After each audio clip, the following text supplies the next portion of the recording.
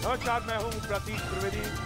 भैया जी कहन में आपका एक बार फिर स्वागत है। बातचीत के सिलसिले को शुरू करने के लिए मैं यहाँ पे एक बार फिर से हाजिर हूँ। जी हाँ, बाहर होना चाहिए, बिल्कुल ऑफकोर्स वहीं पे नजर आऊँगा, लेकिन कुछ दिन की मोहलत आपसे चाहता हूँ। स्टूडियो के अंदर से बातचीत के सिलसिले को जोड़ना चाहता हूँ। हमारे मेहमान हमारे साथ मौजूद हैं, लेकिन मैं बातचीत का सिलसिला शुरू करूँ उससे पहले मैं एक दो बातें कहना चाहता हूँ। प्रधानमंत्री का जो भाषण हुआ उसको देखने वाले लोग 3 करोड़ से ज्यादा, यानी जो डिजिटल मीडिया में जिसकी हम चर्चा कर रहे हैं, सोशल मीडिया पे 3 करोड़ लोगों ने उसको देखा और इसकी चर्चा हुई। खासतौर से गार्ड ऑफ ऑनर का जब वो मुआयना कर रहे थे, वो तो क्लिप लगभग 2 करोड़ के आसपास लोगों ने देखी। तमाम चर्चा, लेकिन वो जो इस बार का भाषण उसमें बहुत कुछ खास है। आप कह सकते हैं कि कल की बात आज क्यों? कल की बात आज इसलिए, कोई दोहराई जा नहीं रही है। बात दरअसल कही जा रही है और संजीदगी के साथ कही जा रही है और बहुत असरदार तरीके से कही जा रही है और बात बहुत साफ है। मैं अपने मेहमानों से पहले आपका तारुफ कराना चाहूंगा, बात को फिर मैं रखना चाहूंगा। हमारे साथ आज बीजेपी का पक्ष रखने के लिए स्पोक पर्सन हमारे साथ बीजेपी के मौजूद हैं सतीश लकेरा जी, बहुत बहुत शुक्रिया, थैंक यू सो मच। हमारे साथ राजकुमार भाटी जी, समाजवादी पार्टी का रिप्रेजेंटेशन कर रहे हैं, बहुत बहुत शुक्रिया। ईशान त्यागी जी हमारे साथ मौजूद हैं, पॉलिटिकल एनालिस्ट हैं, युवा हैं, बहुत बहुत शुक्रिया, थैंक यू सो मच। हमारे साथ कांग्रेस की प्रवक्ता मौजूद रहेंगी रितु चौधरी, कुछ देर में, उनका भी स्वागत है, बहुत बहुत शुक्रिया। सुप्रिया सत्यम जर्नलिस्ट हैं हमारे साथ, वो भी रहेंगी, और शिवम त्यागी पॉलिटिकल एनालिस्ट मौजूद रहेंगे। मैं सिलसिलेवार बात शुरू करना चाहता हूं। भ्रष्टाचार और भाई भतीजावाद के खिलाफ बात हुई। उन्होंने सीधी सीधी बात कही और उन्होंने कहा ये कोई पॉलिटिकल बात नहीं कह रहा हूं मैं। भाटी जी, मैं आपकी तरफ क्वेश्चन रखना चाहता हूं। उन्होंने कहा कि मैं ये कोई पॉलिटिकल बात नहीं कह रहा हूं, जो भी कहीं भी भ्रष्टाचार में लिप्त है वो होशियार हो जाए, उसके दिन 2-4 हैं और उसको हम खत्म करेंगे। ये पॉलिटिकल विल, एक जो कहना चाहिए, जो एक आत्मविश्वास है राष्ट्र का, वो दिख रहा था। इसमें टीका टिप्पणी की जरूरत क्या थी, मैं जानना चाहता हूं। नहीं, टीका टिप्पणी की तो हर समय जरूरत रहती है लोकतंत्र में। ये बहुत सीधा सा संदेश है कि भ्रष्टाचार हो, खत्म होना चाहिए। जहां पे सरकारी तंत्र में हो, चाहे वो पॉलिटिकल स्फीयर में हो, खत्म होना चाहिए। लोकतंत्र में अगर टीका टिप्पणियां बंद हो जाएंगी, आलोचना बंद हो जाएगी, विरोध बंद हो जाएगा, तो लोकतंत्र मर जाएगा जी। भ्रष्टाचार खत्म हो, इसके लिए कर्म की जरूरत है। वाणी से भ्रष्टाचार खत्म नहीं होगा, इसके लिए कार्य योजना लेकर आने की जरूरत है जी। और भ्रष्टाचार या कोई भी चीज हो, लोकतंत्र हो, भ्रष्टाचार हो, कानून का राज हो, शिक्षा हो, रोजगार हो, ये होता है सिस्टम से, व्यक्तियों से नहीं होता। तो सिस्टम में तो सुधार की बात कही जा रही है। मैं उसी पर आ रहा हूं। सिस्टम में तो सुधार की बात आपने पूछा आलोचना क्यों? हाँ, माननीय प्रधानमंत्री जी की वाणी और कर्म में जमीन आसमान का अंतर मिलता है। ये जब 2014 में आए थे चुनाव में, और जीतने के बाद भी, प्रधानमंत्री बनने के बाद भी, इनका जब सबसे ज्यादा फोकस इसी बात पर था कि राजनीति का भ्रष्टाचार खत्म कर देंगे। खास तौर से जो चंदा, चुनावी चंदा है, वो भ्रष्टाचार की जड़ है, उसमें पारदर्शिता लेकर आएंगे। लेकिन ये क्या लेकर आए? एक ऐसा कानून लेकर आए, पहले कम से कम पता तो होता था कि कौन किसको चंदा दे रहा है। अब जो ये इलेक्ट्रॉनिक सिस्टम लेकर आए, इलेक्ट्रॉनिक बॉन्ड लेकर आए हैं, उसमें यही पता नहीं है कि किस पार्टी ने कितना चंदा दिया और कौन सी राजनीतिक दल को दिया। नंबर 1 बात। दूसरी बात, वो बेरोजगारी, वो तो सब छोड़ दें। अब ये 9वां भाषण था उनका लाल किले से। 9वें भाषण में हर नागरिक, भारत का नागरिक, ये उम्मीद कर रहा था कि माननीय प्रधानमंत्री जी ने जो अपने पूर्व के 8 भाषणों में सब्ज बाग दिखाए थे, उन पर जरूर एक एक वाक्य बोलेंगे।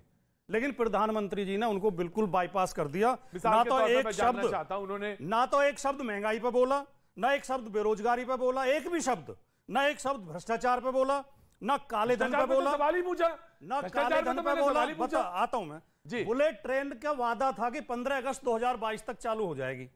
बुलेट ट्रेन पे एक शब्द नहीं बोला। कुछ लोग तो मजाक में कह रहे हैं कि वो अंडरग्राउंड चल रही है, दिखाई नहीं दे रही। इन्होंने ये भी कहा था 100 स्मार्ट सिटी बनकर तैयार हो जाएंगे 2022 में, एक शब्द नहीं बोला। किसानों की आय दुगनी होनी थी 2022 में, एक शब्द नहीं बोला।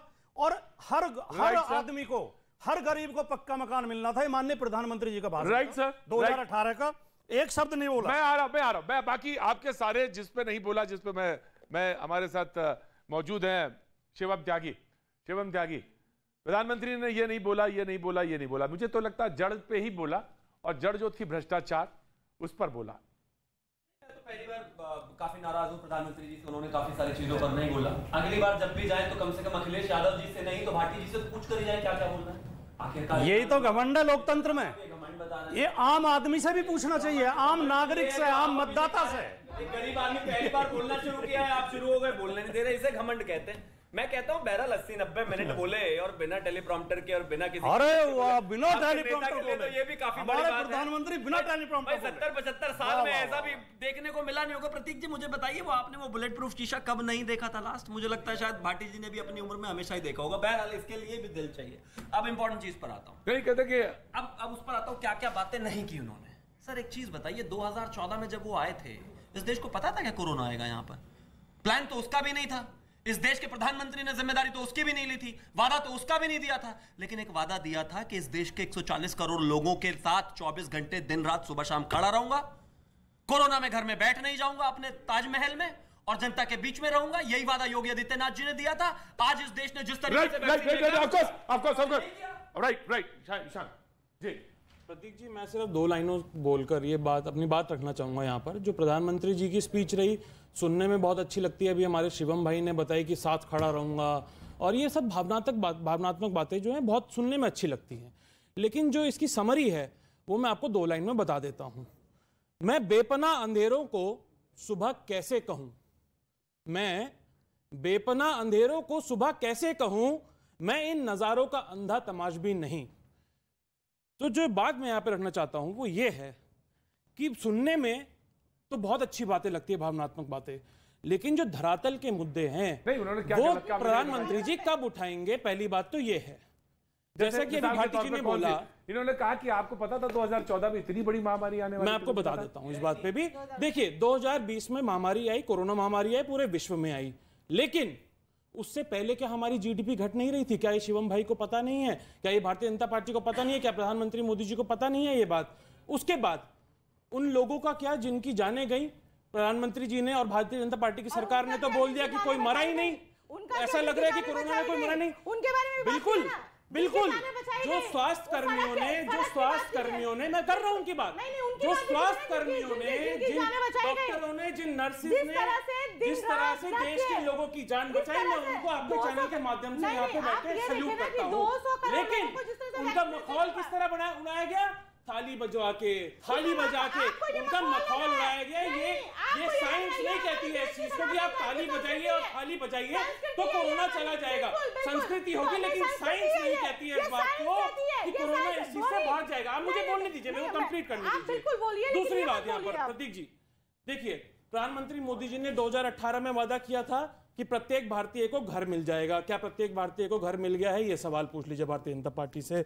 उसके बाद ऊपर से भारतीय जनता पार्टी की सरकार बिना किसी कोर्ट ऑर्डर के लोगों के घर पे बुलडोजर चला रही थी।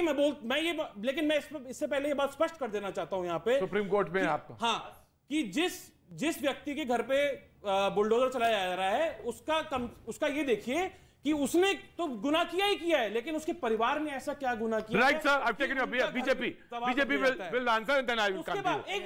Just give me a second sir, just give me a second then please answer. Right,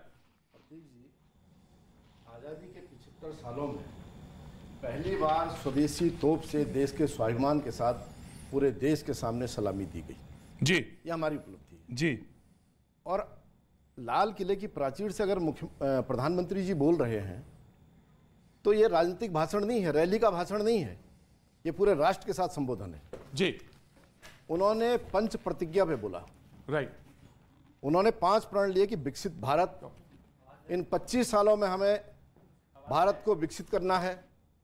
गुलामी की सोच से मुक्ति, जो हमारी सोच में बैठी हुई है, किसी भी तरह की गुलामी हो वो नहीं होनी चाहिए। अपनी संस्कृति पर गौरव करना, और इसके अलावा हमारी एकता एकजुटता, जो 130 करोड़ देशवासियों की एकता और एकजुटता है, और नागरिकों का कर्तव्य। नागरिक कर्तव्य में उन्होंने सवाल मैंने जो रखा था परिवारवाद और भ्रष्टाचार पे, पहला सवाल था जी। साथ में प्रधानमंत्री जी ने कहा कि मैं कहना नहीं चाहता हूं, प्रतीक जी पहले मैं वो महत्वपूर्ण बात कहूंगा, उसके बाद इस पर डिबेट है। उन्होंने कहा पिछली बार शौचालय की बात लाल किले की प्राचीर से कही गई थी और स्वच्छ भारत अभियान से पूरा देश जुड़ गया। अब की बार उन्होंने एक बात जो अव्यवहारिक सी लगती है हमें आम तौर पे, उन्होंने कहा हम अपने संबोधन में अशिष्टता में कई शब्द माताओं बहनों को लेकर कहते हैं। उन्होंने कहा ये मंच नहीं है मगर मैं कहना चाहता हूं। राइट। इसलिए प्रधानमंत्री जी के संबोधन पे मुझे नहीं लगता है कि हमारे राजनीतिक दलों को और हमारे मित्रों को राइट। मैं माधव आनंद जी जुड़ गए हमारे